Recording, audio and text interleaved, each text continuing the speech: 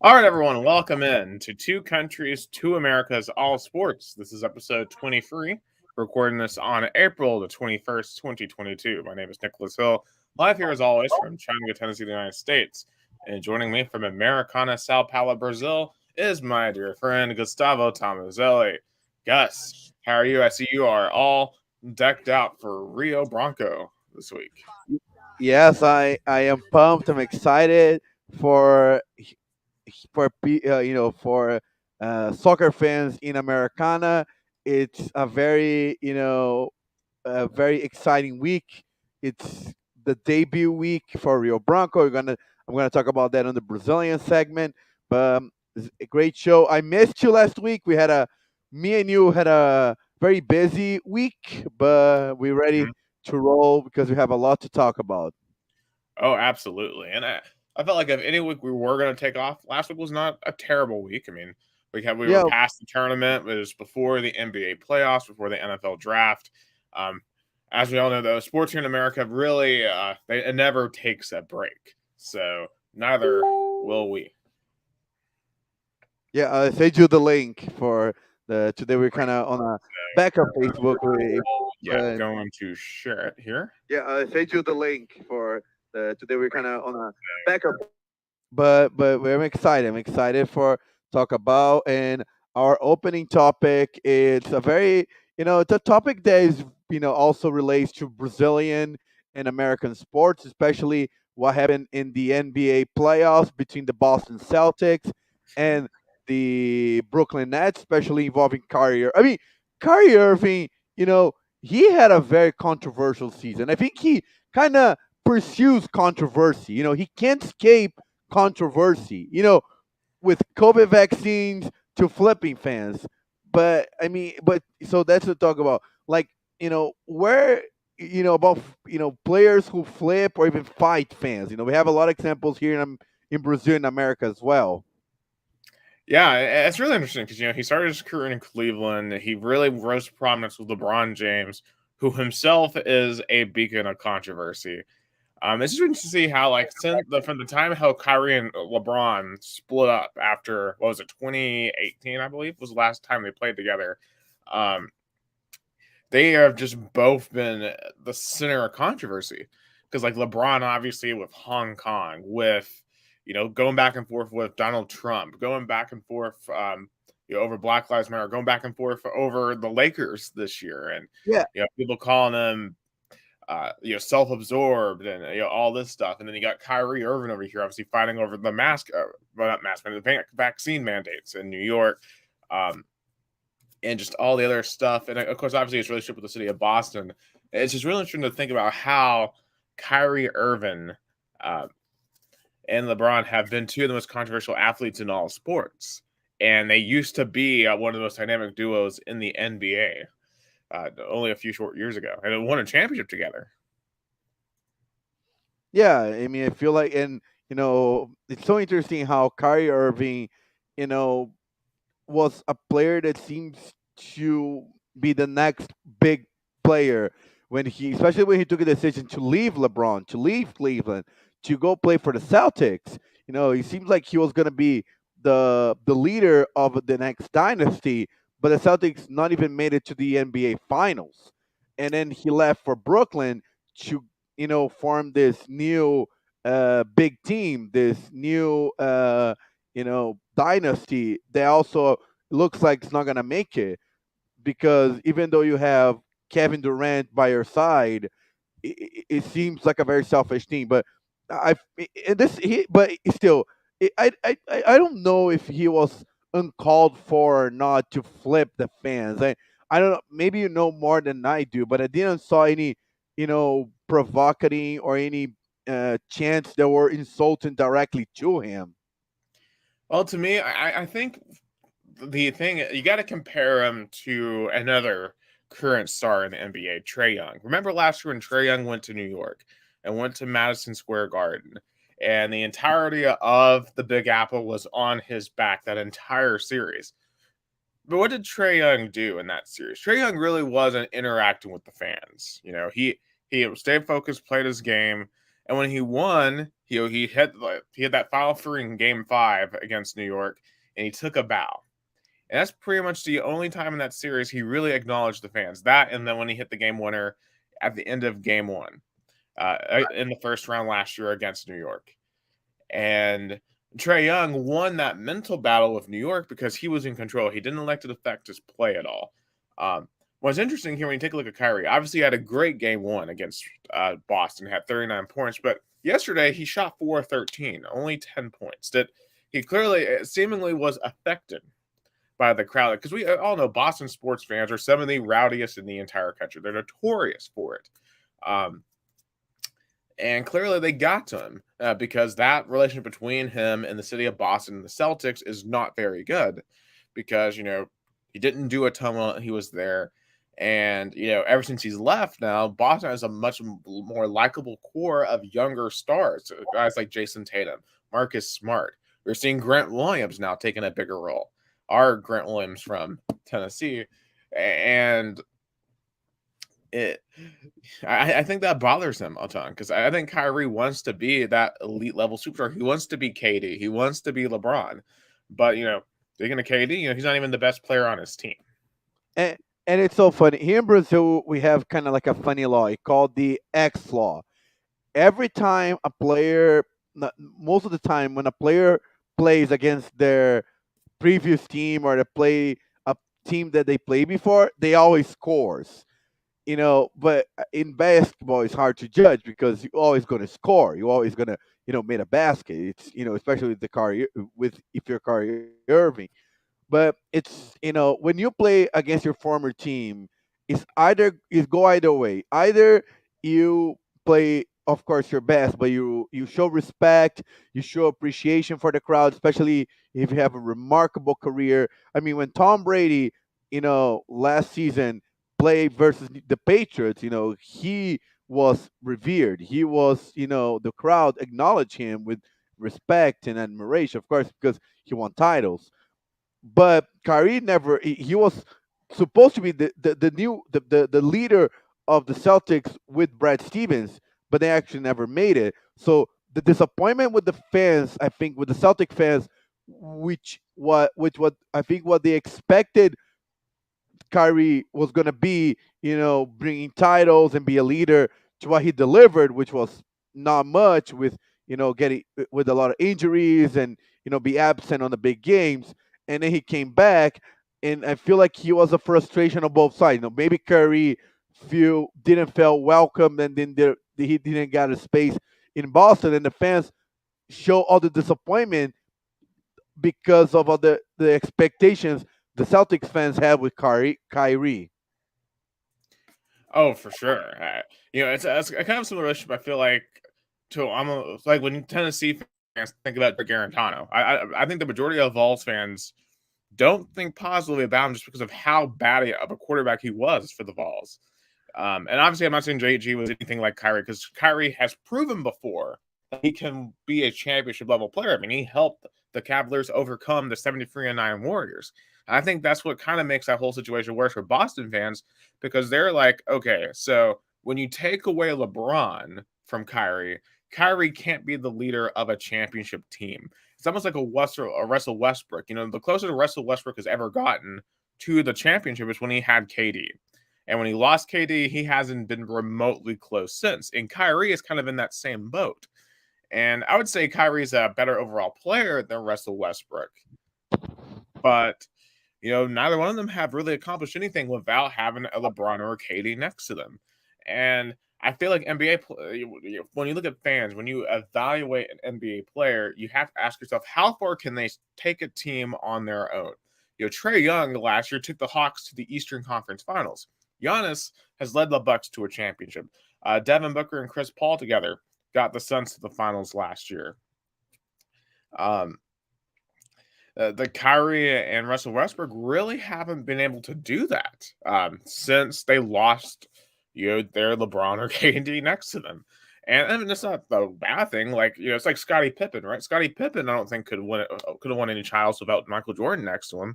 But some players that need that other superstar next to them in order to succeed at the highest level. Oh yeah, yeah. I mean, but it's kind of, of course we're going to talk more in the American topics about how this Brooklyn Nets was a lot of hype, but no, they couldn't make it. But going, I feel like because I was thinking about examples of players reacting to fans like Kyrie did. Mhm. I mean, an extreme one was when in Brazil there's a lot of, especially with local rivalry. And when a player go here, a player from idol from Palmeiras go play for Corinthians or vice versa. Of course, the fans are going to be mad. They're going to be angry. They're going to boo, and sometimes the players just ignore it, but other times things get wild. I don't remember a time exactly when I'm trying to remember, but I don't think there was a flipping or anything. But there were times when players kind of provoke. Normally they use the finger for like this, for silence fans, especially when they scored like silence. Most that was kind of like that, but a reaction kind of not as you know it was more violent even than Kyrie was 2003 Romario. Romario, big soccer star. He played for Barcelona, PSV. He won World Cup for Brazil. He was in practice for Fluminense, and there were some fans, yelling, angry. He left the training ground, the pitch. He went to the stands to fight the fan, to kick and fight a fan that was yelling.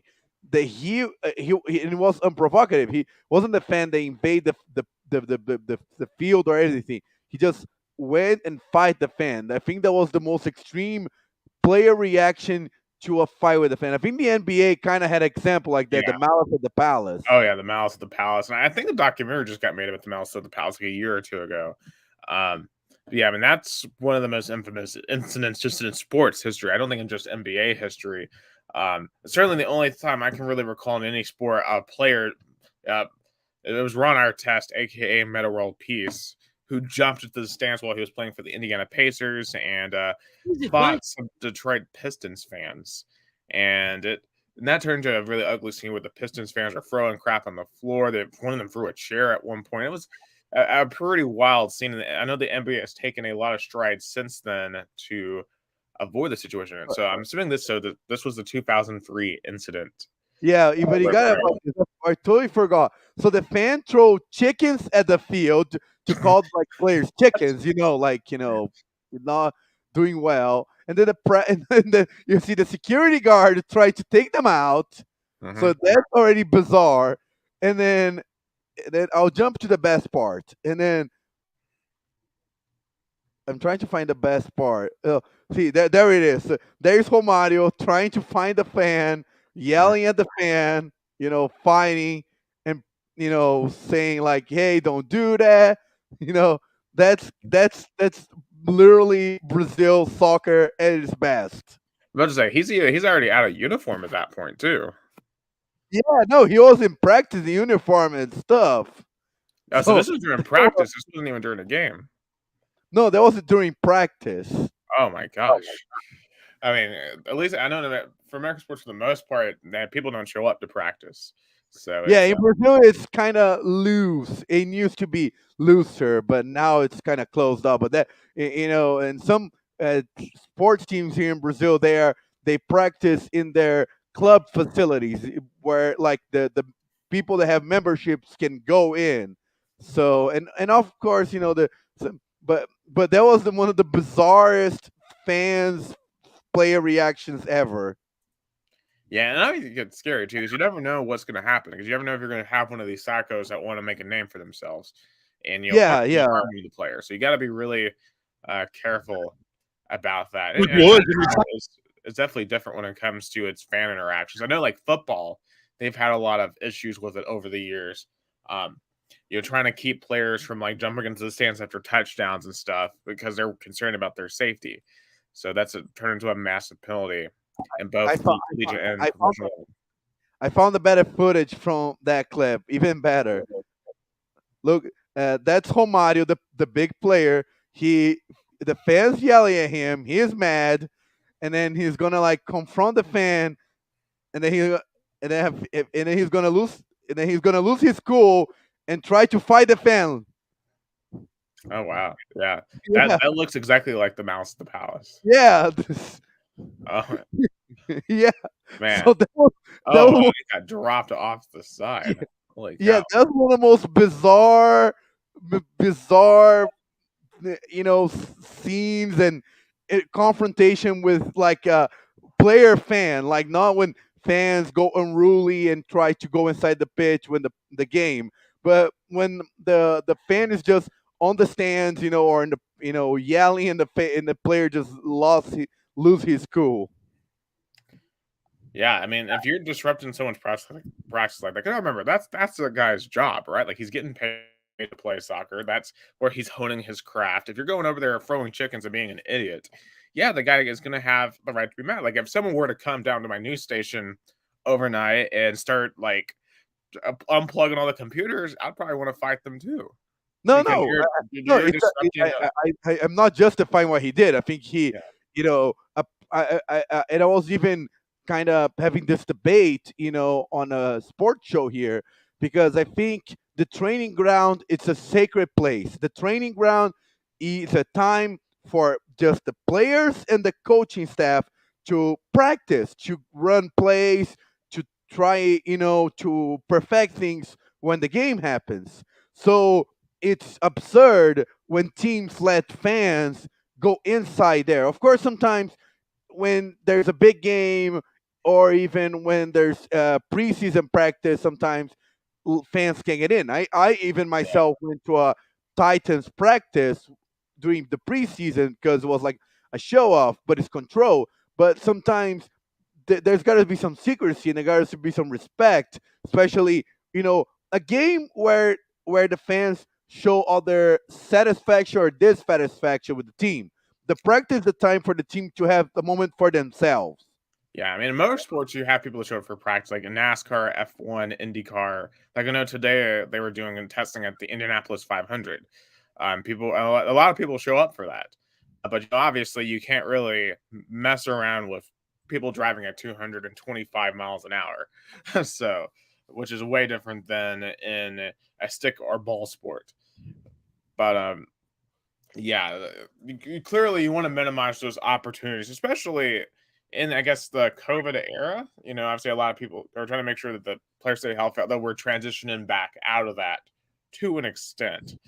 So it'll be interesting to see how they move forward. And, I think fan practices are a good thing every once in a while, but you want to keep the main event, and that's what No, people I truly I, ac- I like it when there's a day before the game, and they practice. For example, Corinthians, Palmeiras, São Paulo, Santos. Sometimes they normally they do that when there's like a day before a big game, like a final game.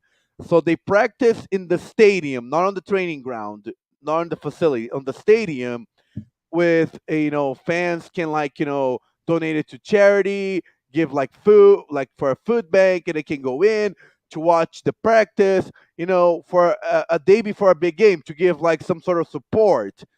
That's for me is good, but not when there's like during the regular season, in when you have to perfect the craft. Yeah, I absolutely agree. Like, if it's like a pep rally of sorts, that's fine. Yeah.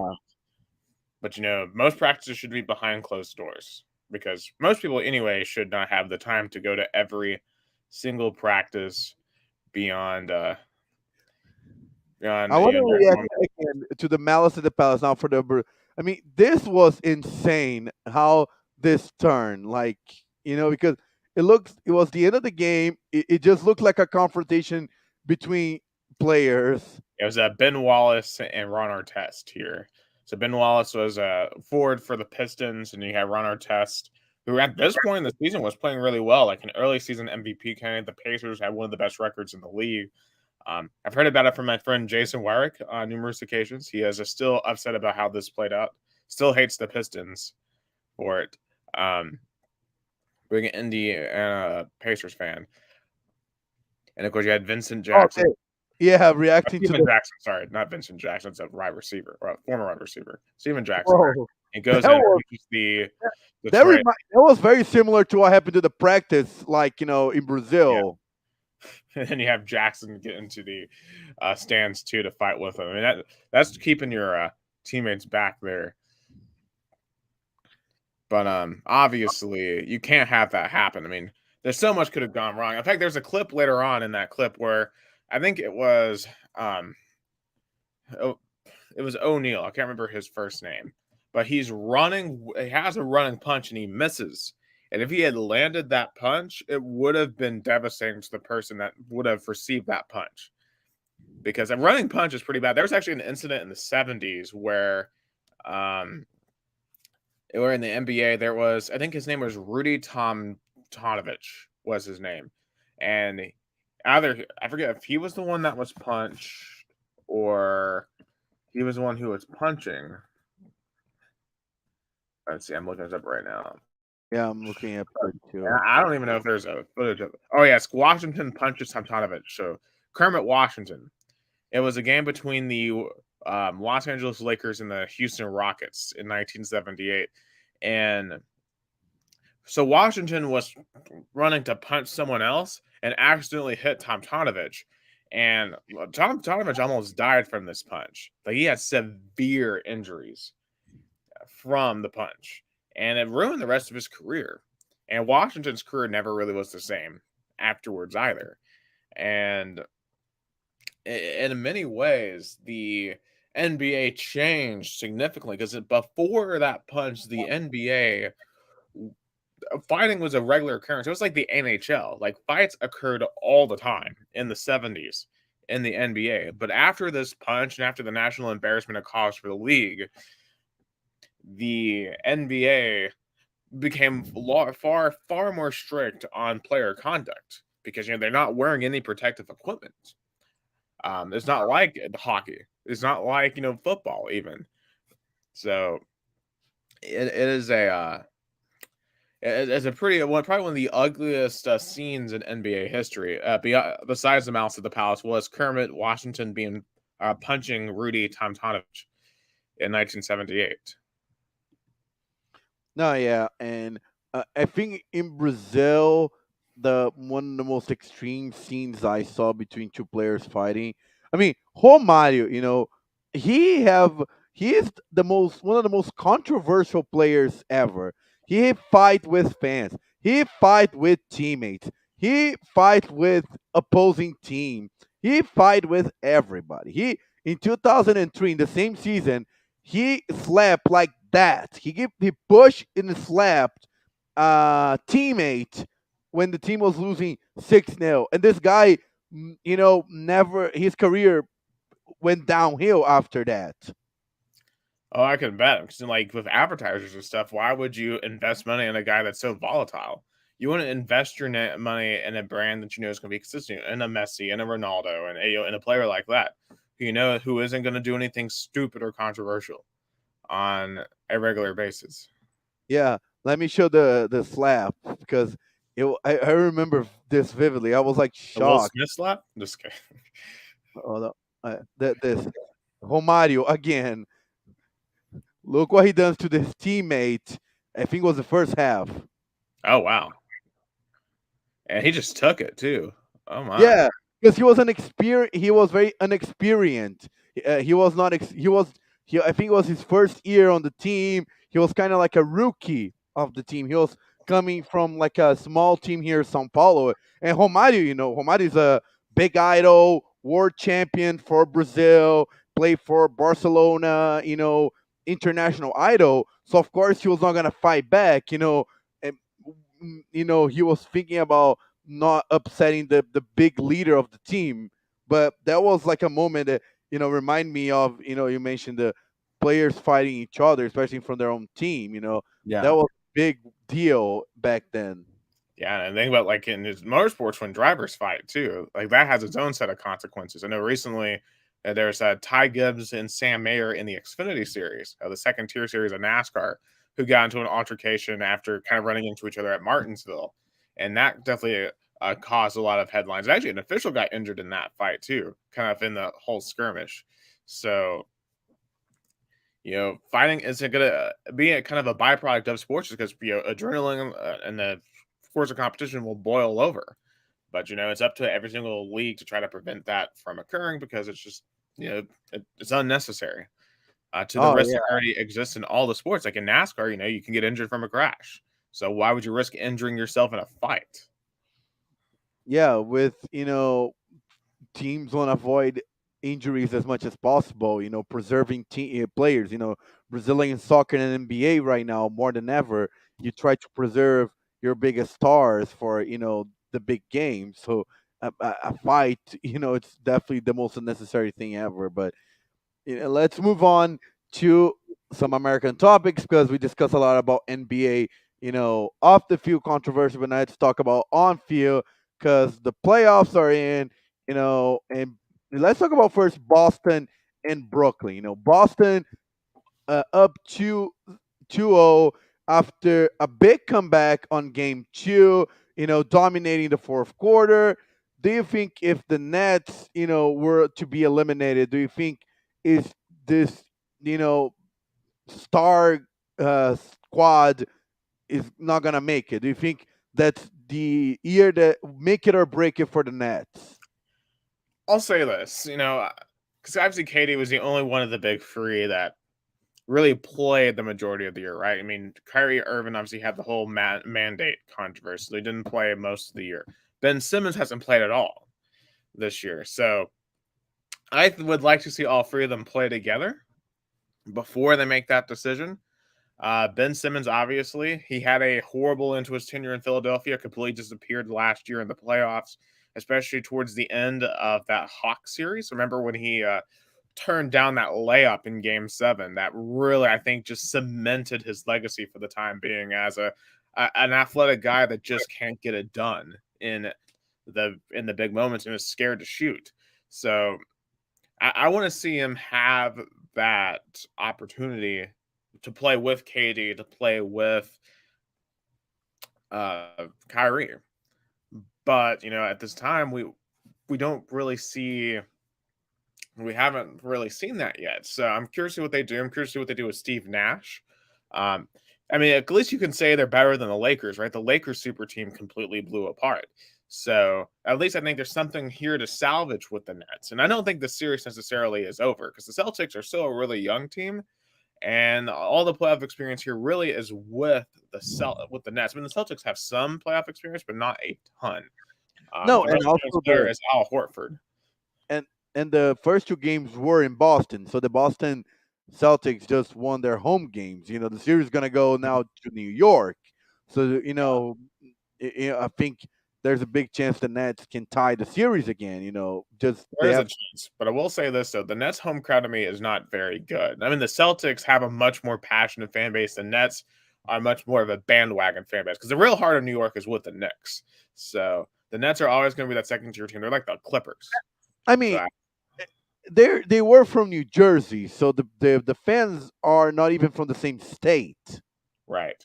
Um, And I think the thing too, I think will also determine how this offseason goes for the Nets is exactly how far Philadelphia goes with James Harden. I mean, obviously, Joel Embiid is the superstar on that 76ers team right now. Of course, won that game last night in Toronto on a free. Kind of got revenge for the Kawhi Leonard game-winning free in the Game 7 back in 2019 on the floor in Canada up in Toronto. But Harden last night in that game had 19 points, 7 of 13. He had 10 assists. Harden seems to really be settling into that role in the Doc Rivers system, which is a really good sign. I think James Harden needed a coach like Doc Rivers to help rein him in a little bit and to really focus his talents. And I think so far, especially with a guy like Joel Embiid, he's letting Embiid run that show down in Philadelphia. And I think they mesh way better together than Simmons and Embiid did. I think because the difference is Harden and Embiid understand that, especially Harden, that he needs to win a title. Harden, he knows that he's big star, of course, going to be to the Hall of Fame. But if you don't get a title, his legacy is not going to be the same. So he knows that he has to make this partnership with Embiid works. And I think Embiid and Simmons were two young players clashing. You Hmm. know, with the youth of Embiid and the experience of Harden. And Doc Rivers also has to prove that he can coach a winning team because his last two experience, especially with the Clippers, were not good. So he Yeah, wants to and prove last that for he the can win a Sixers. title. Just, I mean, think about all the talent he's gotten to coach over the past 15 years, and he's only won one championship. Yeah. To me, I think he's in a similar spot to Bill Self was with Kansas in this postseason, where like he had all the talent, but he had only won one title. But obviously, Bill Self now had a reassurance of his legacy with a second championship. And I think Doc Rivers could have a similar experience here in these playoffs if they're able to make a similar type run. But obviously, the Raptors, even though they had a good season, you have guys like Pascal Siakam and Fred VanVleet. They're not the same team that won the title back in 2019. So to me, this is not really where the Raptors are. The Sixers bed will be made. To me, in the next round, I think they'll probably end up playing the Bucks. But the Chicago, to their credit, won last night, 114-110. DeMar DeRozan had 41. And I'll say this, this has been the best Chicago team in a long time, probably in a decade. But the Chicago team has also struggled a ton against winning records. They have a losing record against playoff teams. Most of their wins came against terrible teams. And when you take a look at guys like DeMar DeRozan, Zach LaVine, Nikola Vucevic, they're playing pretty well. But I think when we look at a guy like Giannis Antetokounmpo, I just think he's going to ultimately take over the series.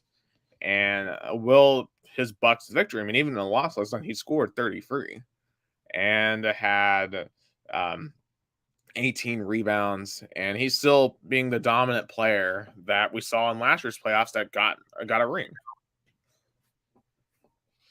Well, yeah, I mean, definitely. And, I feel like and it's going to be interesting because the series are kind of the only team that really got away was Philadelphia because the rest, I think, still very open up. I think,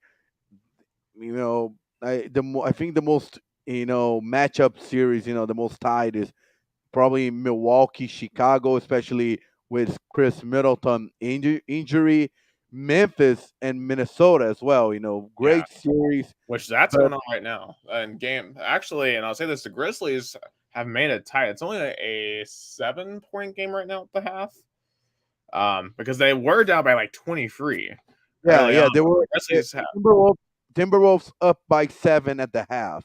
yeah. So the Grizzlies had a great second quarter. And this one's that series is fascinating to me. And I know we're jumping a lot around different series, but it's just like quick. I guess it's just just kind of throwing out thoughts in the order that I think of them. But with the Grizzlies and Wolves, both those teams are super young and they don't have a ton of playoff experience. John Morant, he got to lead Memphis to the 8 seed last year in that play-in round. They didn't have that much success against the Jazz. Um, Carl Anthony Towns and the Timberwolves, they've only been in the playoffs before with him. And this is Anthony Edwards' first time in the postseason. And this in Memphis, Minnesota is just to me a breath of fresh air. It's just so much fun watching these guys. I mean, the player with the most playoff experience is Patrick Beverly. And of course, we know what he brings. He's a very energetic, very defensively oriented guy. And it's been a really, I think, fun series so far. And this game 3, I think, is going to be really, really exciting down the stretch in Minnesota. Yeah, I think Memphis, John Morant's doing a tremendous season. He has probably got he had playoff experience from last year, but it's still both teams are young, and I think it's gonna be probably go to like 6 games. Yeah, I think Memphis definitely needs to. If they can come back and win here, that would be devastating for Minnesota because they were up by 23. And then Minnesota would have to win game 4, or else I think Memphis would be able to run away with it. But I'll say this too for Memphis, though. I don't know if they're getting past the next round because Golden State so far has looked really, really good in these playoffs. They have controlled both of their first two games against Denver. Denver obviously has Nikola Jokic being considered again for MVP, but so far the Nuggets don't really seem to be much of a match for the Warriors and what they bring. I mean, Jordan Poole had an amazing game one. Klay Thompson is starting to round back into form. Steph Curry coming off the bench, scoring 34 yesterday, or not yesterday, but Monday. Andrew Wiggins is playing decently well. I mean, this is starting to look like a vintage Warriors team. I can't believe we are far enough in the future to call them a vintage Warriors team, but the Warriors have been championship contenders now for 8 years. I mean, they first made the finals back in 2015. I mean, this is kind of when you step back, it's really amazing to think about how long the Warriors, for the many different iterations of them, have been a solid team and a solid organization. I mean, if you think about it, only in the bubble they did not make the playoffs. Mm-hmm. Yeah, Only in the bubble. which to most fans doesn't really count. So, see, on the normal season, last year they made the playoffs. They had a really tough series versus the Lakers, and now they up 2-0 versus Denver. So it seems like the Warriors, they always find a way. And because everybody thought because the last big image of the Warriors in the 2019 finals, there are two out of their three big players getting serious injury. Klay Thompson, Kevin Durant getting injured. The team completely fall apart. Toronto won the championship, so it seems it was over. But it looks like they came revigorate, and it's sad to say, but Klay Thompson is not as neat as much, but today than probably when in the dynasty back from like 2015 to 2019, Mm-hmm. because the Warriors, for example, you mentioned Andrew. I think we might have lost Gus there briefly with the Wi-Fi, but I definitely agree with what he's saying. Though it seemed like, just from a narrative standpoint, after the 2019 loss, the Warriors, the whole dynasty era might have been over. But I think they have a chance for a last gasp here. Perhaps maybe this year, maybe in the next year. I don't know how much longer Klay Thompson has, how much longer Stephen Curry has, but now you're bringing up younger guys like Jordan Poole. You still got an Andrew Wiggins that has a ton of talent, but hasn't, I think, ever really truly embraced that talent. All right, we got you back. Yeah. Yeah, I was just saying, that Steve Kerr, credit to Steve Kerr. He proved to be a really solid basketball coach because Hmm. with all the injuries and all the losing KD, he was still able to keep this team and going. He's still getting the best out of Steph Curry because Steph Curry is still one of the best basketball players. He's been the top 10 basketball player, NBA player for almost a decade. Oh my gosh, yeah. I mean, and Steph Curry is, at this point, I think, arguably a top 10 player of all time. I think he's great, one of the greatest shooters, if not the greatest shooter of all time. And really, the only knock that you can have against Steph Curry is that he's never won an NBA Finals MVP. That to me is the only real knock, because he's done basically everything else. He won a unanimous regular season MVP. Yeah. But he hasn't won the Finals MVP. Like LeBron James has won a Finals MVP for every single Finals he's ever won. So he has 4. Michael Jordan has 6. Curry, though, hasn't won a single one. So, because I think KD won the 2 when they were But together. also because the Warriors dynasty wasn't relying on Steph Curry. Of course, Steph Curry made this team great, and he completely changed the game with shooting. But also, Steve Kerr also was a really good coach. So much so that Steph Curry didn't need to be the best in the final to win all the titles they got. And that's very true. And that's definitely. And before KD, they were completely built through via draft. And then you have one trade to get Andre Iguodala. And, they were completely built from scratch until they got KD. And even then, they drafted Jordan Poole. You signed away Andrew Wiggins, got Andrew Wiggins in the trade. And just that front office has just continuously made moves. But unlike some of these other organizations, like what the Thunder did or what the Nets are doing right now, they haven't had to blow up their whole foundation to get a super team.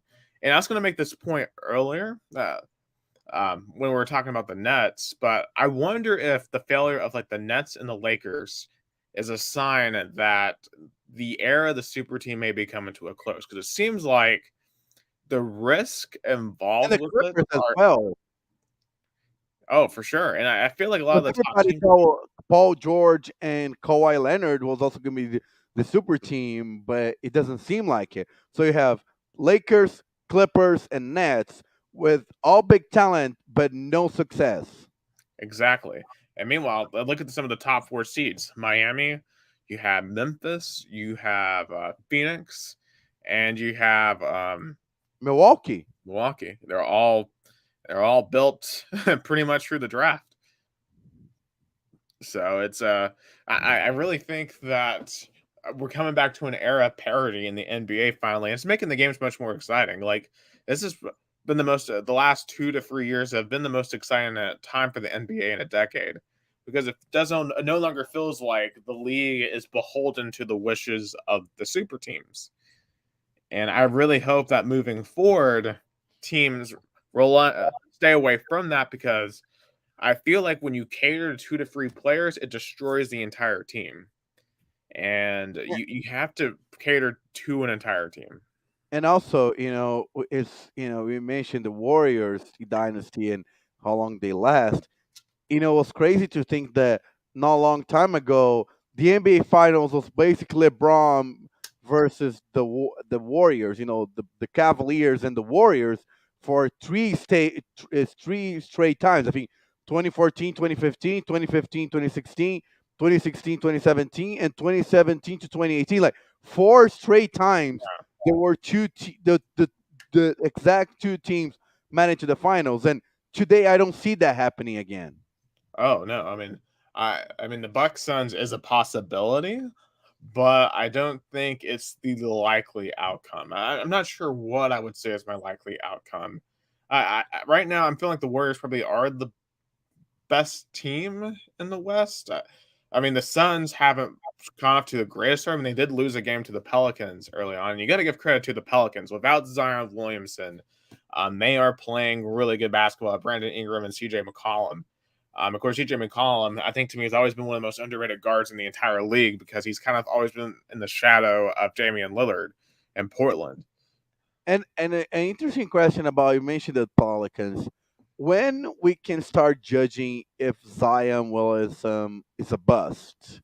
I think Because if he doesn't come back in the next year, you have to. I mean, for all the hype, he had LeBron-esque hype in college. Like think about how ESPN hyped him up at Duke that entire year, and he had the reasons why. Like he was dominant in college, but clearly just something isn't clicking. I think it has something to do with it. Just he just can't stay healthy, and this is like becoming the next Greg Oden. If you remember him from 2007, he went before Kevin Durant, and um, Zion went before John Morant.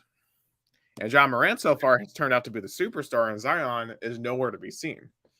yeah, and it wasn't like the Pelicans didn't know about Zion's injury history because he had one of the most infamous injuries in college basketball with the shoe blowing up in the Duke North Carolina game.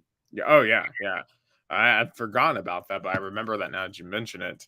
And you know, he got his back. Yeah, you got to give him that. He got his back. He was able to withhold the information, and maybe there's some buyer's remorse there if you're the Pelicans.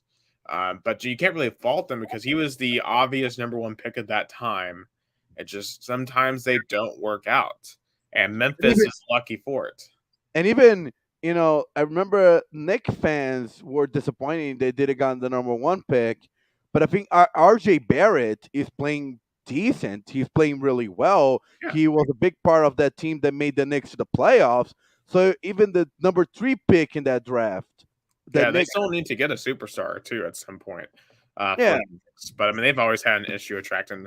a superstar. Really, their main problem is James Dolan. I mean, James Dolan needs to get thrown into the Hudson River. Not literally, but he needs Figuratively. he needs to. They need a new owner. Like the NBA desperately needs the Knicks to be good. Like they need the Knicks Yeah, bad. it's like Brazilian soccer needs Flamengo to be good because Flamengo is such a big brand, big it's such a with so many fans. So you need this kind of teams to be good to attract media because how big they are, even when they're not good. Oh, absolutely. I mean, it's like in the NFL where you need the Cowboys to be good, to drive up ratings and interest, in the playoffs. But I mean, the NFL is so ubiquitous in American culture at this point.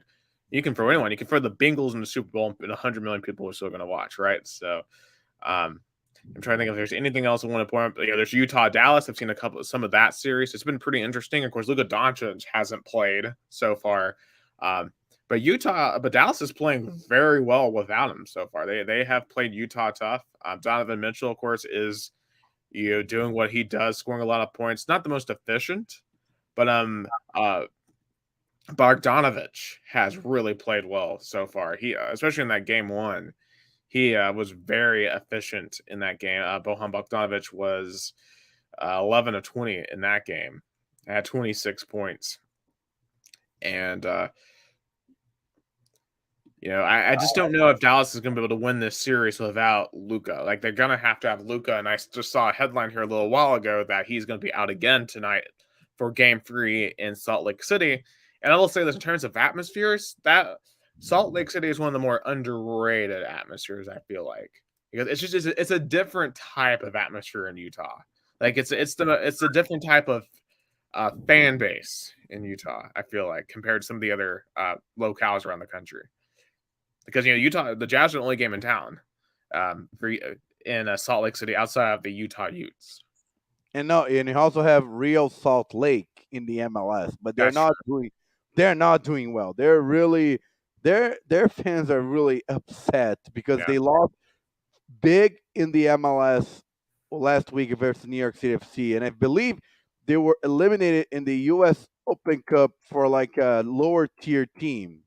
Yeah, so speaking of the U.S. Open Cup, my Chattanooga FC got absolutely throttled yesterday by the Atlanta United, 6-0. Just absolutely throttled. But I mean, that's what's supposed to happen when an MLS team faces a Division 3 team. So, yeah, but congratulations to Northern Colorado Hailstorm FC. They play, I believe, in the I don't even know what league they play, but they eliminated Real Salt Lake from the MLS. So that's embarrassing for Real Salt Lake. Yeah, that's embarrassed. Yeah. I mean, if there were like kind of in Brazil, the coach would have been fired immediately, or something bad would happen. Because I even tried to research what division they're in because I never heard this team before. Northern Colorado Hellstorm FC. They are Windsor. I think they play in the USL. Yeah, they even play in versus they're gonna play Chattanooga Red Wolf, but still, like they're a new team. They're in the lower division, but still, it's not great when you lose to a team like that. Yeah, it'd be like the Chattanooga Red Wolves being Atlanta United, basically. Which would be it's just and that's tough for Real Salt Lake. But for Utah fans, I'm sure they're more focused on basketball now anyway. And I was going to make this point, but I was doing some college football schedule looking. Just a little bit of a bold prediction here, just to kind of tease some college football previews later on this summer. The Utah Utes are going to the college football playoff, but that is a story for another time. And when I get to that, I still can't believe they didn't make it. I believe it was like 2019 where they only needed to win on the last week and they couldn't. Yeah, against Oregon. Although it was ironically last year they destroyed Oregon both times. And do you know who they play week 1 this year? They're on the road in the swamp at Florida. Oh. Well, I think they're going to win that game. Actually, another bold prediction here. Florida is going to start 0-2. But this is not a college football day. We talk Yeah, about college football enough the rest of the year, I feel like. But yeah, it's but gonna be speak of college football, college football players are, especially excited because draft week, right? it is draft week. So next Thursday is the NFL draft, and it's gonna be interesting. I'm not really sure how this is gonna play out. Of course, some of the mock drafts are just all over the place, and I think the thing that I'm noticing is just how um, much a quarterback position is valued. There's a lot of talk about guys like Malik Willis going in the top 5 to top 10, which I think is absurd. I don't think any of these quarterbacks should be picked in the top 15 to top 20, in my personal opinion. I think the quarterbacks in this draft are highly overrated. They're not. I don't think any of them have star potential. And but a team like the Seahawks seemingly is going to be desperate to replace Russell Wilson and perhaps take him early. I mean, and it looks like Seattle might look at Baker Mayfield for you know, to be like a kind of like a Teddy Bridgewater, kind of like a not permanent, but just a 1 year kind of quarterback for the next year's draft, because I believe next year's draft you have Bryce Young, or in the other one. You're going to have Bryce Young will be in the next one. CJ Stroud will be in the next one. Heck, you got guys like Hendon Hooker that could even be in the next one. So you're going to have a lot of quarterback firepower next year. So I feel like if you desperately need a quarterback this year, if you're in that position right now, you're not going to do anything this year. So I would draft the best player available, just suck this year and put yourself in a good position to get a good QB next year, because you're going to have Young. There's going to be CJ Stroud, and there's going to be some other guys too next year. In the 2023 QB class, it's going to be just it's going to be nuts, because you got guys like potentially Spencer Rattler could be up there. You have guys like Keaton Slovis. I think, as I mentioned, Hooker. You got Will Levis from Kentucky. That's getting a lot of hype. There's Tyler Van Dyke from Miami. All guys that I think potentially have pro potential later on. So, and I just don't love this class. I mean, the best players you have are Malik Willis, Kenny Pickett, and Matt Corral. Yeah, I was gonna say Matt Corral was gonna be probably the best quarterback in this draft, but he got injured in the bowl game. Yeah, which just adds more credence to players who never want to play in the bowl game. I mean, that's the perfect reason why you don't play in the bowl game. I mean, I commend Matt Corral for sticking with his team, but he should have taken care of himself and not played in the bowl game. Yeah, I mean, but if I'll take a risk, if I probably in the second round or third round, I will take a risk on Matt Corral because he has talent. He played really well for Ole Miss. Of course, he played his best under Lane Kiffin, but I still, probably, but later, probably in the second or third or even fourth round. Yeah, and also too, like if you have like a guy that you expect to maybe replace in 2 to 3 years, maybe you take that flyer. I got a team like maybe the Titans. Ryan Tannehill, is he going to be here past 2 to 3 years from now? Probably not. I think, if you want to draft a quarterback third or fourth round, I think that would be a fine decision, but definitely not in the first round. No way. We need either an offensive lineman or a receiver or a tight end at position 26. That's a lot of the mock drafts have us taken guys like Bernard Raymond right now, a junior out of Central Michigan, who's 6'6", 303 on the offensive line, which certainly is a point of concern. So I definitely would look at that. If you get one of these really good wide receivers to drop all the way to 26, I would draft one of them. We desperately need tight end help. I think also we could use some secondary help. I think that was the weakness on our defense. But really, I mean, none of those reasons are why we really truly lost in the playoffs last year. It was more Ryan Tannehill, right? But at 26, you're not getting a QB that's going to replace Ryan Tannehill, and you didn't make any moves in the offseason to upgrade that position. So now you're just kind of hoping that Derrick Henry comes back to his true form, but I do have my doubts about that as well.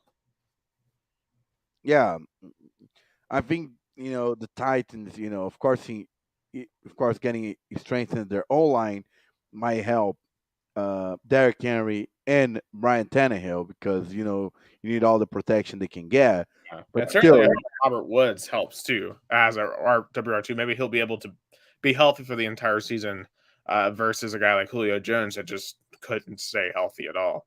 And hopefully they keep AJ Brown. I mean, there's been a lot of drama with AJ Brown over the past couple of weeks. I think that would be a devastating blow. That would close whatever championship window is still open for the Titans. And frankly, with just how low the AFC is right now, if you look at the AFC West teams, the AFC North teams, I uh, I think it would take a lot for the Titans to make the Super Bowl, but I mean, as we saw last year, it's extremely unpredictable.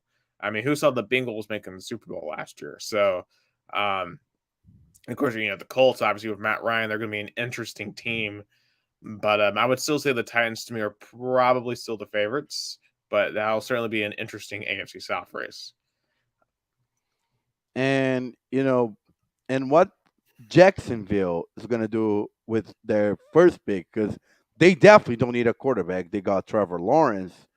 So, according to some mock drafts I Eu tenho uma saw, bomba pra você. Eu e você no paredão. It looks like it's going to be Aiden Hutchinson right now. It looked like because from what let's I say see Cameron also, Thibodeau has fallen off. they also have Trevor Walker, defensive lineman from Georgia. Yeah, the Trayvon Walker is really getting a lot of steam, which is really interesting because I've always thought that Jordan Davis was the true star in that defensive line right now. He's projected to go a little bit further down, around 10 to 15. So, and of course, there's a guy from NC State, Ikem Ikwono. I don't know if I said that right, but he's getting a lot of hype as well on the offensive line. So, going to be a lines of scrimmage draft, which means I think for all the glitz and glamour we give the quarterbacks and the receivers and the running backs, football always comes back to the line of scrimmage. So if you're lacking at those positions, you have to address those. And I think a lot of teams, if they're smart, will do just that here in this draft. Yeah, yeah. It's gonna be interesting draft. Of course, Kenny Pickett looks like he's gonna be picked in the top 10.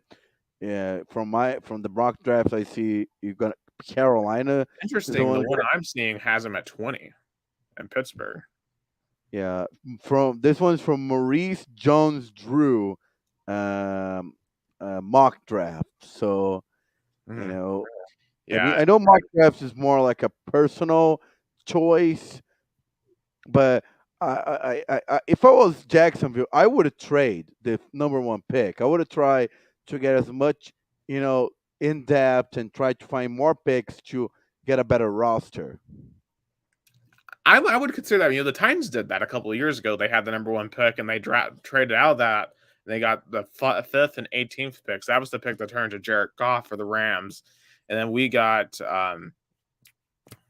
Corey Walker and Adoree Jackson out of that. So then that certainly worked for us in the short term there. So that is something perhaps I would consider, but I think Jacksonville is probably further away from being competitive than the Titans were in that very moment. Um, and also, I think you just have to evaluate how good do you think Aiden Hutchinson truly is. And Aiden Hutchinson was very, very good at Michigan last year. So he might be worth that number one pick instead of trading out of it. But we'll see what the Jaguars do. Jaguars are not known for making smart decisions. I felt like that would be one. For sure. One team that's going to be interesting here is the Texans. The Texans have a ton of picks. They have the 3rd pick. They have the 13th pick. The Eagles have picks 15, 18. Of course, the Rams are nowhere to be found because they've traded away their first round picks from now to the end of time. So, and Yeah, going back to the Steelers too, remember because with the recent passing of Dwayne Haskins, that I think that pretty much guarantees now they got to take a quarterback just to fill out that spot, just to put someone behind Mitchell Trubisky. Also, I want to send the thoughts and prayers to Dwayne Haskins' family. Yeah, What a tragedy to such a bright player who seems to not, of course, be at his best in the NFL, but he sure had talent. He sure was a good player, and definitely was a big tragedy. yeah, and just I wish we had gotten to see him with a competent organization because Washington, as we know, is just a mess. Like no player can, I think, truly competently develop within that organization, especially at the time that he went to Washington. So because we saw what he was able to do at Ohio State. I mean, he was unbelievable. Threw 50 touchdowns in his junior year there before leaving for the NFL draft.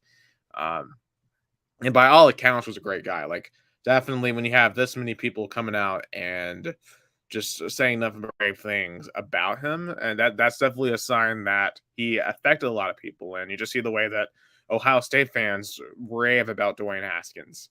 It's it's certainly very tragic, and definitely thoughts and prayers go to Dwayne Haskins, to all of his teammates in Pittsburgh, Washington, and Ohio State, and all points in between. I saw a video about him where, like, at 10 years old, he was walking around the Ohio State locker room talking about, "I'm going to be the quarterback here one day," and he lived out that dream. And you know, it's just sad, and it reminds us, we're both in our 20s, we're both young, that this isn't guaranteed. Um, one of the news stories, honestly, I've ran this week, kind of reminded me of that as well. I'm not going to go into that, but it's a just always live your life. Never take anything for granted.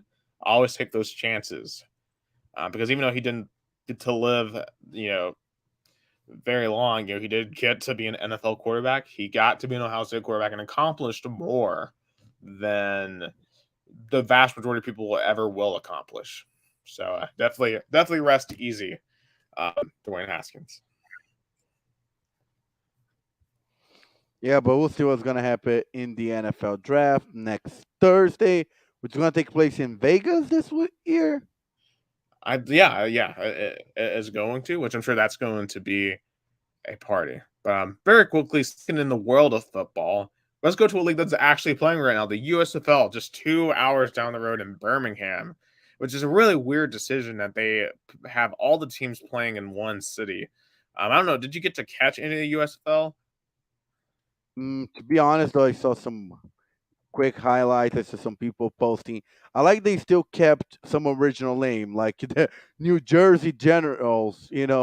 I believe they don't have Donald Trump as their owner, Yeah, like that in the was the one that was the 80s. Trump owner. Yeah, that had Trump as owner, and of course Trump, killed the original USFL, but Trump has no involvement with this one.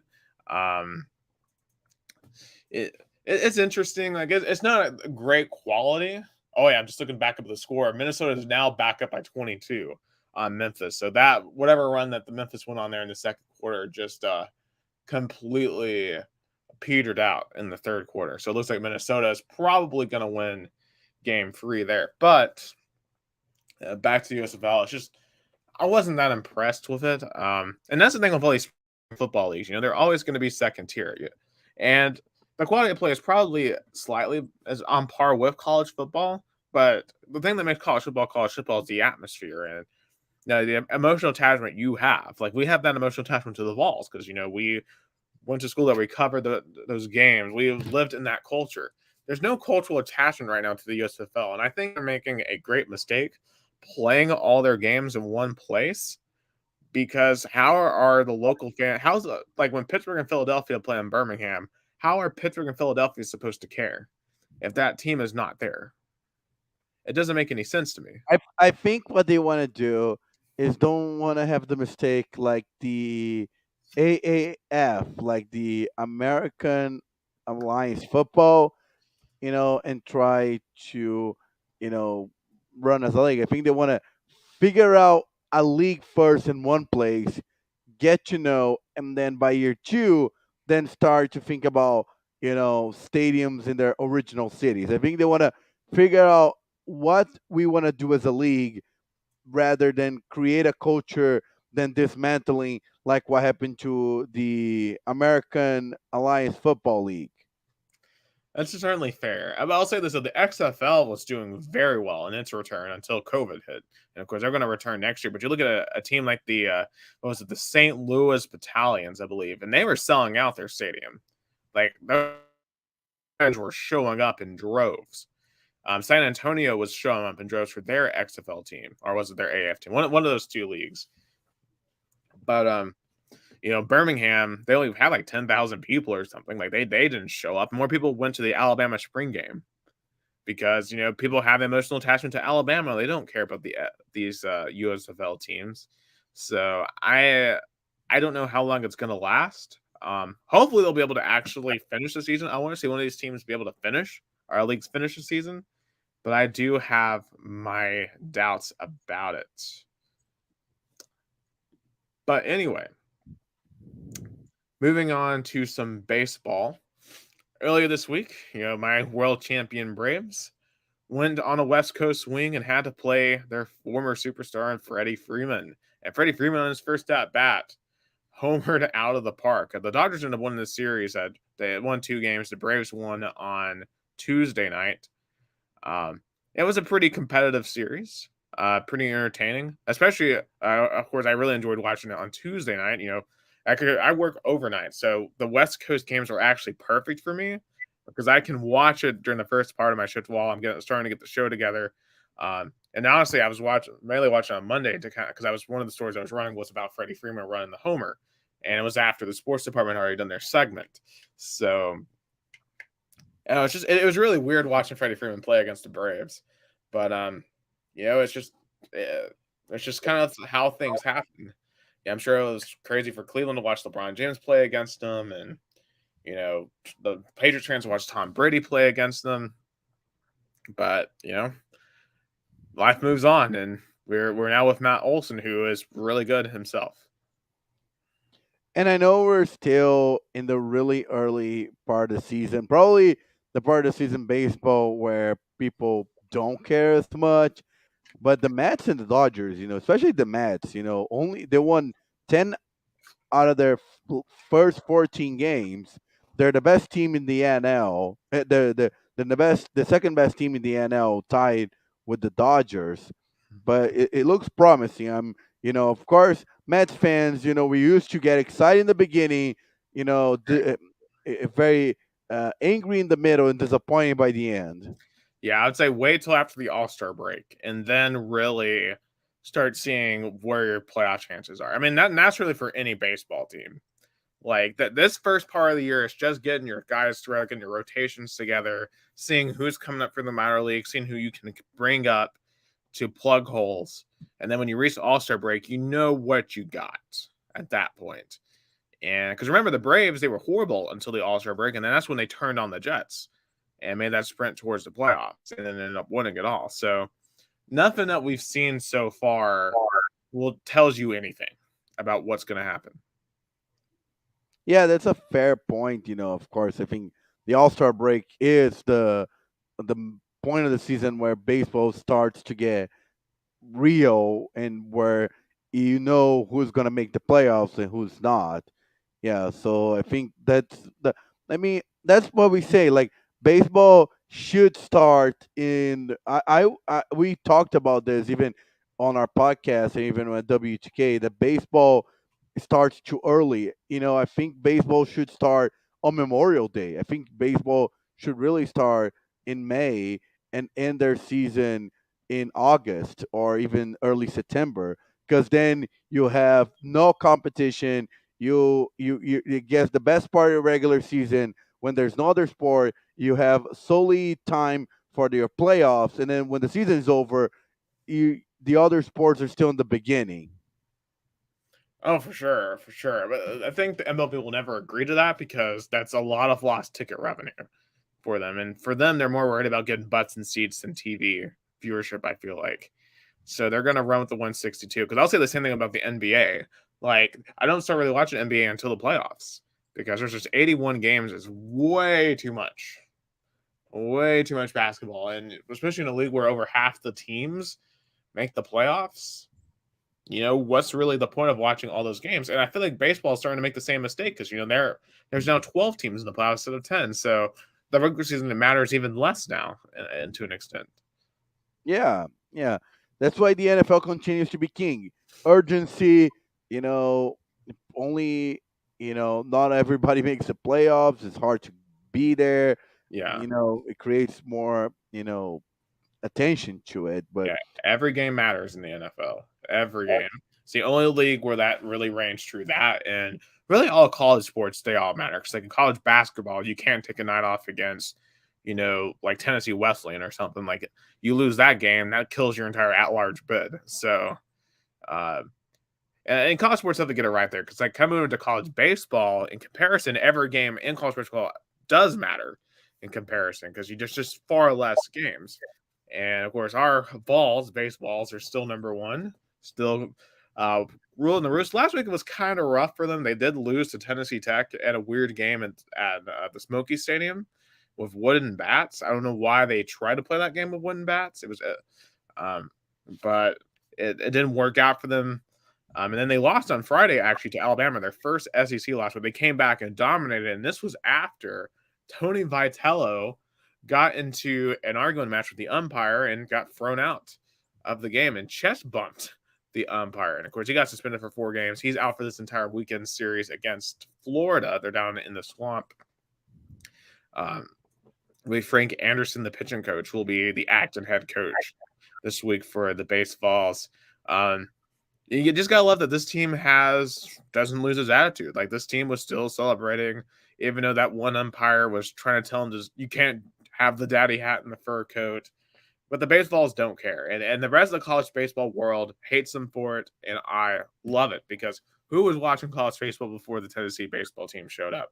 No one. But now everyone cares about college baseball because of the Tennessee baseball team, because they bring back some attitude. And someone had to come out and shake up this good old boys club that apparently has existed in college baseball. And I love it how the Vols dominated Vandy, because that was the only sport that Vanderbilt used to hold, as their sport versus the Vols. But now the Vols dominated in baseball, in basketball, in football. It's not a rivalry. And the two Vanderbilt fans on Twitter are still coping about it. Like they're like, "Oh, we scored more runs in one inning this week against Tennessee Tech than you did in an entire game." I'm like, yeah, but we swept you in a series, so who cares? I mean, the committee doesn't even look at midweek games. They only care about your conference series. And also, Vanderbilt football is such in a bad place. They cannot even win on their spring game. You saw they had a tie. How do you let that happen? You got to have a winner. Like, have like a kicking competition or something. Do the 2-point, like practice those 2-point conversions that you have at the third overtime. Like, what are they doing? Just beyond stupid. And they legitimately posted that as like they did something. like doing that is worse than having no spring game at all, which is what Tennessee did. And some people be like, "Oh, Tennessee having no spring game is a terrible thing." I'm like, I'm gonna be honest with you, I don't care because they still have the same practices. It's not like you get anything from the spring game anyway. It's like last year, I thought Hendon Hooker looked like the worst quarterback to me in the spring game, and we saw how that turned out in the regular season. So we just you get nothing from the spring game. I don't care about spring. I didn't watch a single second of any spring game this spring because they don't matter. Yeah, the only thing I hope this year they really, breaks that, kind of curse that I mentioned before. I hope, that they had a really good season, year 2 for, Coach Hypo, and they can really prove that not having a spring game doesn't affect their season.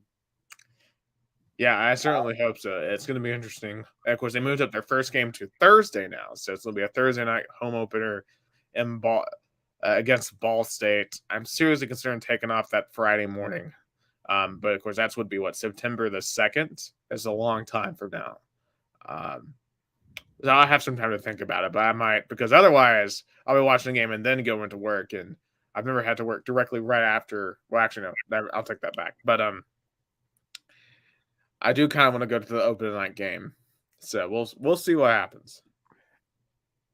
And I'm really considering, probably when the World Cup starts to have a, convince my parents to, you know, get me with the trip to US to see the Vols again because of course I miss the Vols, I miss all the atmosphere. I'll go ahead But and tell you this: our last 2 games are on the road. So our last home game is against Missouri. It's like the third of last week, so it's actually a pretty early senior day. oh, And it's kind okay. of weird because like the last 2 games are at South Carolina and at Vanderbilt. I think they had a really early senior game. I think it was like 2016, where they play Missouri, at home on their last game. I think it was like mid-November. Yeah, so it's just the way how the schedule turned out. But it's gonna be an interesting season. That's for sure. Of course, you got home games against Florida and Alabama; those will be nuts. And yeah, but obviously baseballs are I guess the main concern right now in Rocky Top.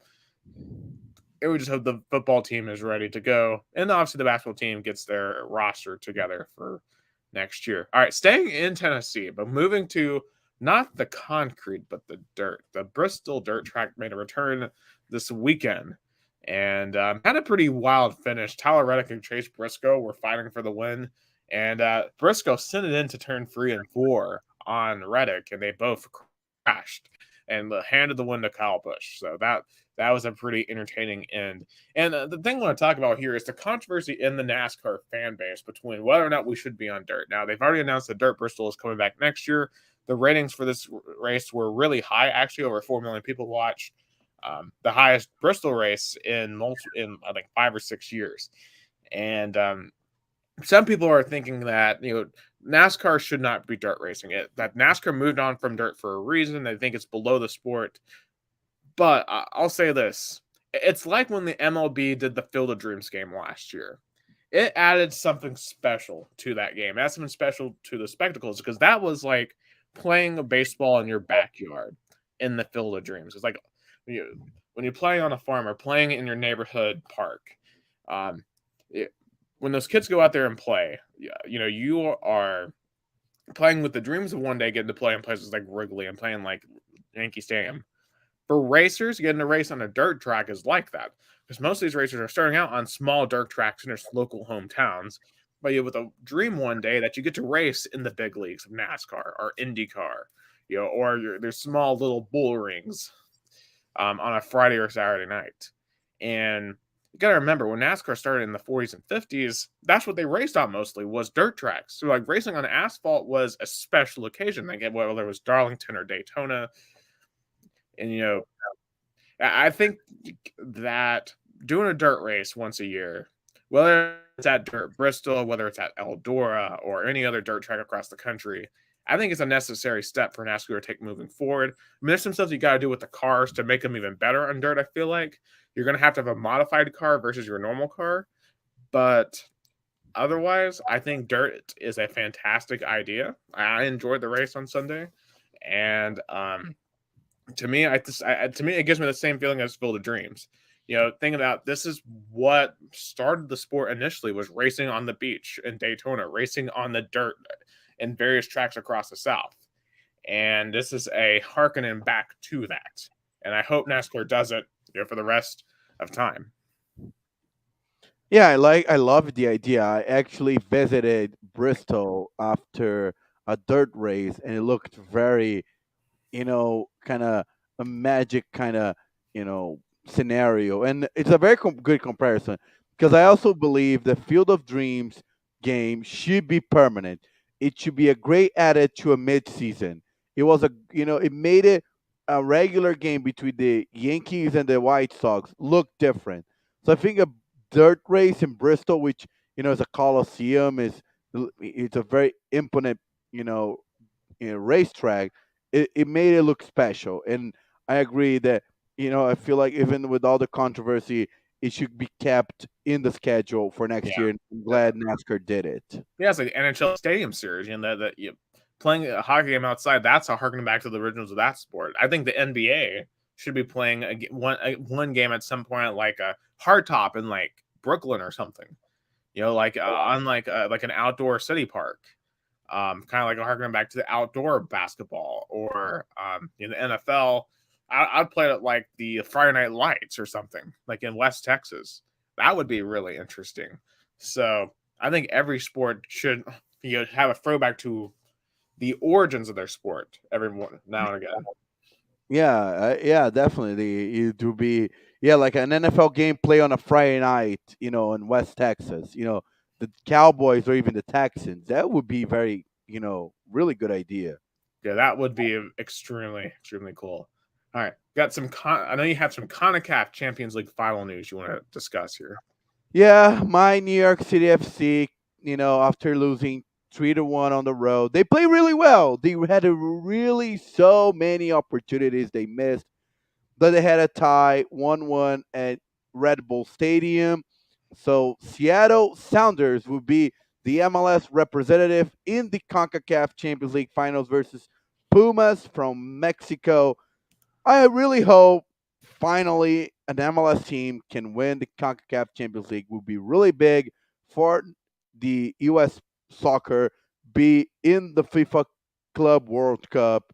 Seattle Sounders. Even though I was cheering, I was hoping New York City go into the final. Seattle was more deserving. They were really the top team, one of the top teams in the MLS for the last, let's say, 5 years. They made it to the final regularly in the last 5 years. So hopefully they can win the CONCACAF Champions League for United States. And I really be excited to see an American team play finally in a world tournament, with the best teams from the entire world.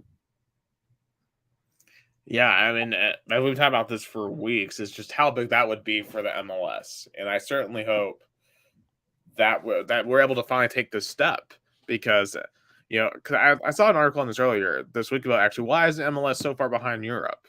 And I mean, the answers to us are pretty obvious, but maybe to the average person they're not.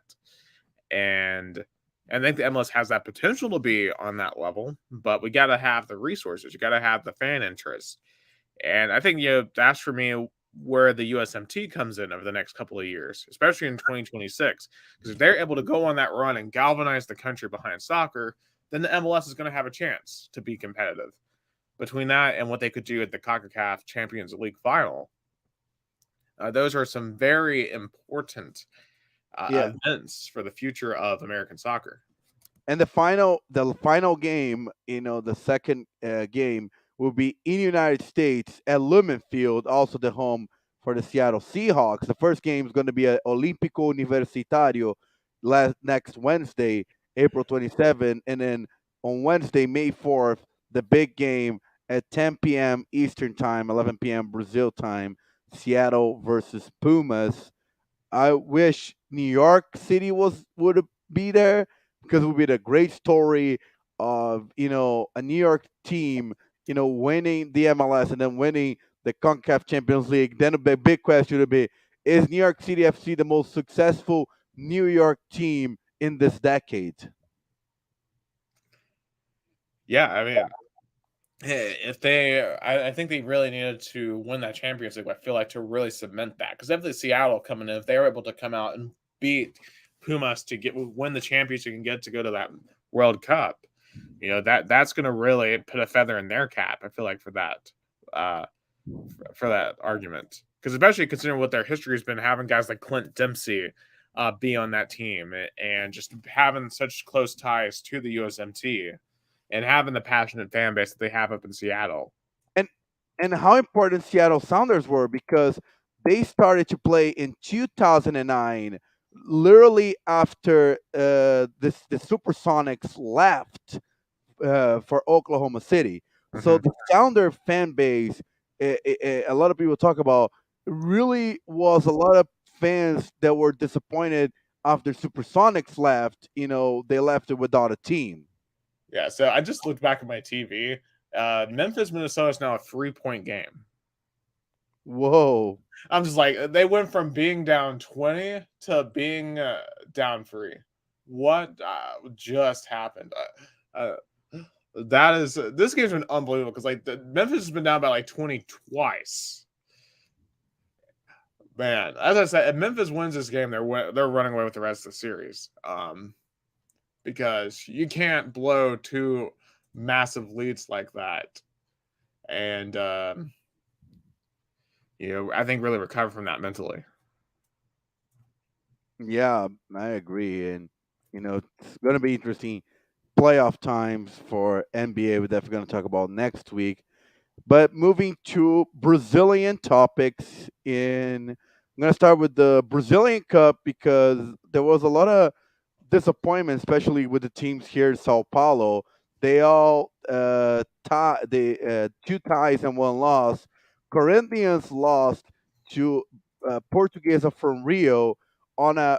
mm, mm, it was a road game, but the game was not even the same state where Portuguesa played. They were from Rio, but they changed their venue to Paraná so they can attract more Corinthians fans and can get big revenue out of this game.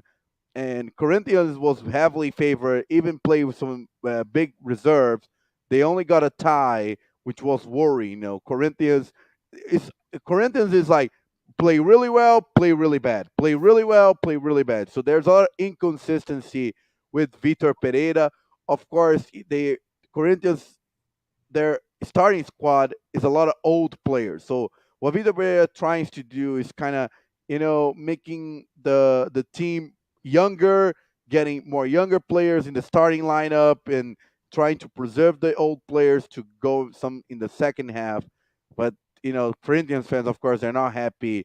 With how Corinthians been playing so far this season.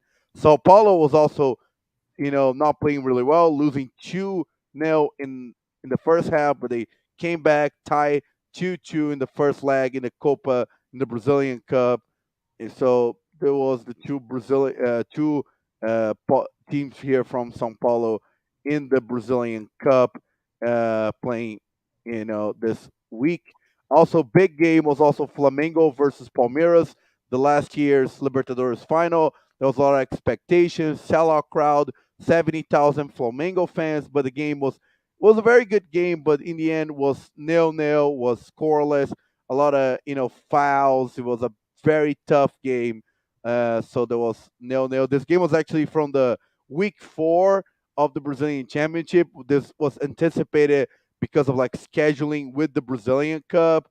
Brazil scheduling, with the Brazilian Confederation is crazy. They put week 4 games before even week 3. It's a whole confusion. But in the Brazilian Championship, it's still in the beginning. Only 2 weeks been played. So Corinthians and Atlético Mineiro are the top two teams, the only undefeated teams with 2 wins on 2 games. But still, it's too early to say anything. But of course, I feel like Palmeiras is the fan base which is most worried because they only got 2 points out of 9 possible points with 2 ties and 1 loss. But I think Palmeiras right now is the most tired squad in Brazilian soccer because in February they had to fly all the way to the Middle East to play Abu Dhabi for the FIFA Club World Cup, and also they were coming from a really tough season in Libertadores and all the stuff. So I think right now they're in a moment of transition and kind of resting and trying to preserve for the remaining of the 2022 season. And my last news out of Brazil is my favorite soccer competition, the one I've been waiting the whole year to start, of course, because of my hometown team, Rio Branco, is the fourth division in the state of São Paulo, known as Little B or Bezinha, because in São Paulo we have Serie A1, A2, and A3, the first, second, and third divisions, they say, and the fourth division is the B division. So it's called Little B or Bezinha. It starts this Friday with Kings de Jaú and Francana. My Rio Branco Sport Club plays on the road, but nearby here in Limeira, 10 a.m. Brazil time, 9 a.m. America time versus Independente de Limeira. It's going to be a tough challenge. Coach Beton Alcantara has done a lot of secrecy, only had 3 practice games. The new players were only announced in the last couple of weeks. So the squad is still relatively, a mystery. but I'm excited. I hope they can finally get promoted this season, especially making out of the quarterfinal round because Rio Branco with their 109 years old. They never made it out of the quarterfinal round in any competition that had a playoffs. So hopefully this year will be the year they finally make out of the quarterfinal round. They can get promoted. And if you want to watch, I can send the link to you. It's on a website called 11, and it's free. You can watch it. And if you're curious to see some Rio Branco and fourth division Sao Paulo State action. So, who would you say is the favorite in that division to be promoted? I mean, 15 de Jaú is always the favorite. They always have good crowds. They always come with the big teams. They always they always play really well on the regular season, on the first, the group stage. But they always disappoint when it comes to the playoffs. So 15 de Jaú, I think it's one of the favorites. I'll say Grêmio Prudente, also a favorite. They hire a coach who got a team promoted last season, and then a former Rio Branco head coach, Marcos Campagnolo. And last year they made out of the semifinal, so also I think they're going to be favorite. Independente Limeira, they always play tough. They're a really tough team. Their stadium is a very hard stadium to play in, so also I consider them favorite. But, it's a mystery because last year nobody would bet that União Suzano was gonna be promoted and undefeated champions because the year before in 2019 they not even make past the group stage. So uh, this division and also is an under 23 tournament. So the players are very leveled. Is a lot of young players who didn't make it still who are still trying to make it in soccer here in Brazil. So it's a very level competitions because it's basically all young players competition. It's gonna be very interesting for sure, and certainly that'd be huge for Rio Bronco if they're able to get promoted. Yes, yes, I'm back yes. from that loss they had last year. Oh, the terrible loss versus Vossing. Oh my God, I still cannot go over. Real Bronco fans cannot get over the fact that we lost. With all the respect and with Vossing, a team founded by a priest. I know they had a very interesting history. Of course, I respect. They treat me very well. I was able to talk to the president, the coach, but Vossing does not match the tradition and the history that Rio Branco has. But Yeah, when two teams come to the field, all the history, all the tradition is all left behind. It's 11 versus 11, and Vossing deserved to eliminate a Rio Branco last year, but hopefully this year is going to be a different story. yeah. So a little bit of a score update. So Memphis is now leading, 88-85. They've scored 23 straight points. 23 straight points. The Minnesota finally scored. But Minnesota was up 85-64, and Memphis scored 23 straight points. What? Okay, so they just got Minnesota's got an N1, so they can tie it here at 88. So it's about 5:42 left in this game, but that's just unbelievable. How do you let them score 23 straight points? I mean, in the fourth quarter, it's 21-4. So what a fourth quarter performance by the Grizzlies. Yeah, I mean, man, that's gonna haunt Minnesota if they lose this game. So it's a And tie also 88. and also Dallas and Utah are playing during the second quarter. The Mavericks are up by 10, so 32-22 in the Yeah. second quarter. Wait, can you In on a separate tangent about this too? So NBA TV. Why in the so the other night the Grizzlies were on NBA TV against the Timberwolves. Why in the world are we getting blacked out games here in East Tennessee? Memphis is 5 hours away. Who in Chattanooga is going to go 5 hours away to see the Grizzlies playoff game? Like maybe one or two people. Like I had to watch the game on my phone. Like could not watch it on TV. Meanwhile, the Hawks were on two separate channels. They were on TNT and they were on Bally Sports South. But the Predators were on the other Bally Sports channel, so we get two on cable here. Grizzlies were on either channel, so the Grizzlies Rebels game was not available anywhere on television in Chattanooga, in Knoxville, because we're in the state of Tennessee, but like we're 5 hours away. Who's going to see that?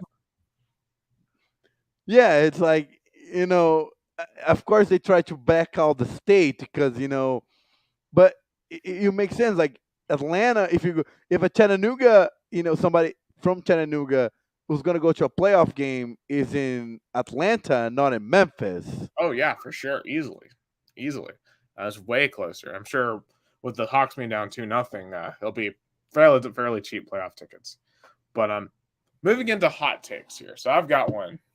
I mentioned it may not be a hot take, but Lane Kiffin, and I might be biased, right? I don't like Lane Kiffin at all, especially after the antics he pulled last year in Neyland Stadium, which led to a riot breaking out in the stadium.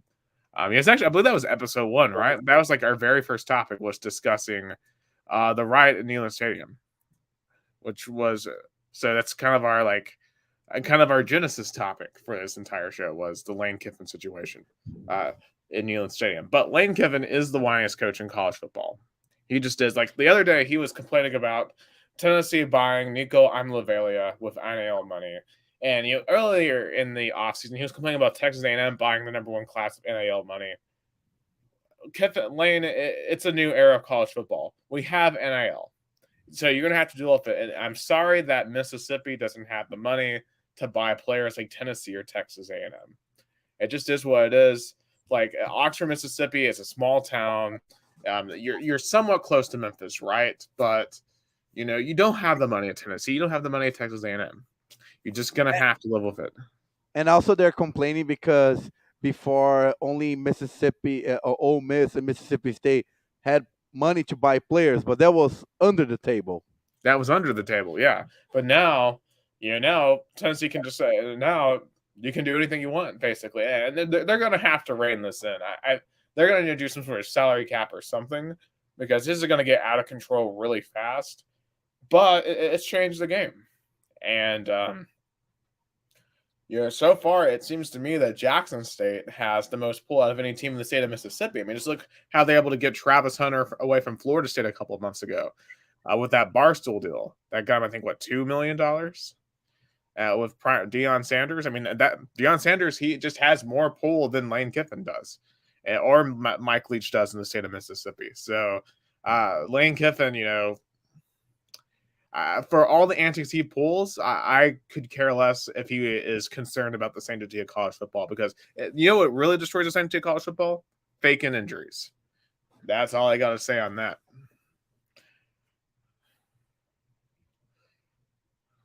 And I have my hot take as well. It's about a Flamengo player, Pedro, because his situation is getting to a point that something needs to be, a decision needs to be made because clearly he's not happy playing for Flamengo. He's being on the reserves. He's not been on the starting squad for a while. He wanted to play for the Olympics team, for the Brazilian Olympics team in the soccer, competition. Flamengo did not let him, but he stayed anyway. But it looks like he was not going to be on the starting squad, especially with Gabigol still on the team. But because allegedly there were family members on the game yesterday.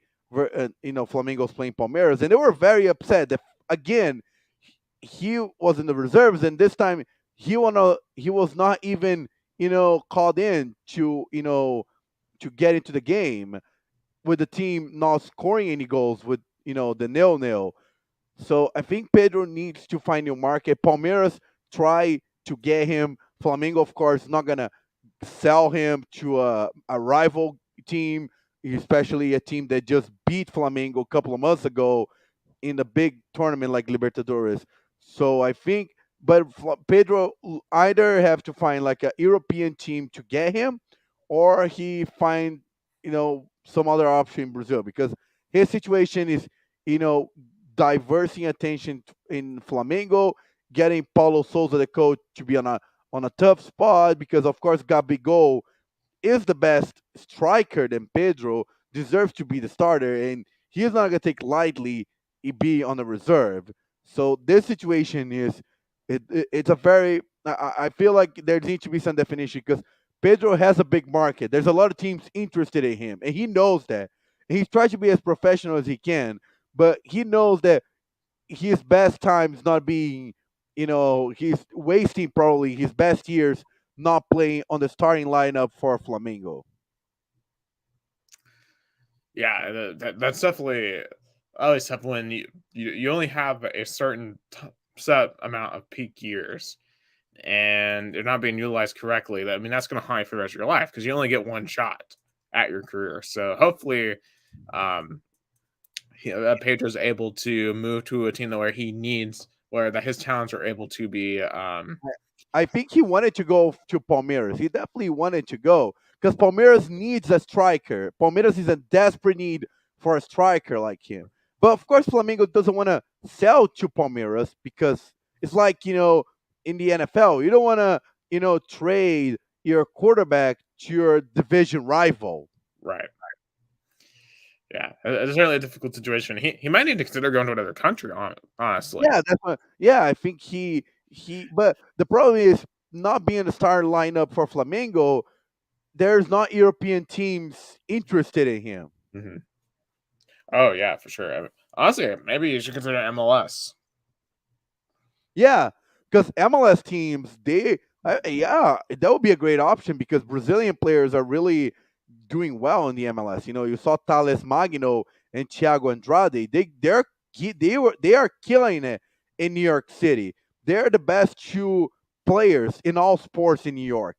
I call it Thales Magno and Thiago Andrade the best two sports players in New York right now. Oh, They better than Kevin Durant and Aaron Judge and Yeah, they're destroying, especially after last game 5-0, where they literally Thiago Andrade scored two goals. Thales Magno has two assists. They are carrying a New York team for titles. Thales Magno is huge. Thales Magno and Thiago Andrade were a huge part of the New York City FC success for a title. Something Kevin Durant and Aaron Judge didn't get for the Brooklyn Nets and the New York Yankees. it's a pretty interesting argument. That there for those two being the top two athletes in New York, but it's Of definitely course, here in New of York, course, I'm a little biased because they're Brazilians, so I might be a. That was my big reason I picked them. and they're certainly better than any of the NFL players right now. That's for sure. Yeah, yeah. I see. There's no NFL players in New York, right? No, Daniel Jones and Zach Wilson are not beloved in New York. Technically, Josh Allen is the only quarterback in the state of New York. Technically, Yeah, that's fair. That's a good yeah, point. Josh Allen. Yeah, Josh. I'll say Josh Allen and then Thiago Andrade and Thales Magno yeah, in the state of New York, in the but in state New of York, New York. in the New York City metropolitan area, they are the best athletes, I guess. That's good. And I'm gonna finish the show tonight with Real Broncos anthem because I'm excited and can't wait for Sunday. All right, go. All right, let's go, Rio Bronco. You know it. Go Tiger! We are the Tigers, like Clemson and LSU. We are actually the first soccer team in Brazil to have the Tigers as our mascot. That's interesting. There's so many American teams with that name. So interesting that no one had taken it down there. No, yeah, no, we're the first ever to have tigers. As now we have so many other tigers mascots, uh, mascot as for Brazilian teams. But Rio Branco was the first ever soccer team to get the tiger as the mascot. That is a pretty interesting deal. It's always nice to have fun, like learning like how teams got certain nicknames. And just a final score update here. It looks like the Grizzlies are up by 5 now. So man, that's gonna be a tough one to swallow for the Timberwolves. A tough one, for them indeed. But anyway, for Gustavo Tomazeli down in Americana, Sao Paulo, Brazil, I'm Nicholas Hill here in Chattanooga, Tennessee, United States. You've been listening to Two Countries, Two Americas, All Sports, episode 23. Thank you so much. Take care of yourselves and Go Rio enjoy Branco. your week. Lá estarei, torcendo com devoção. Rio Branco, sempre gritarei.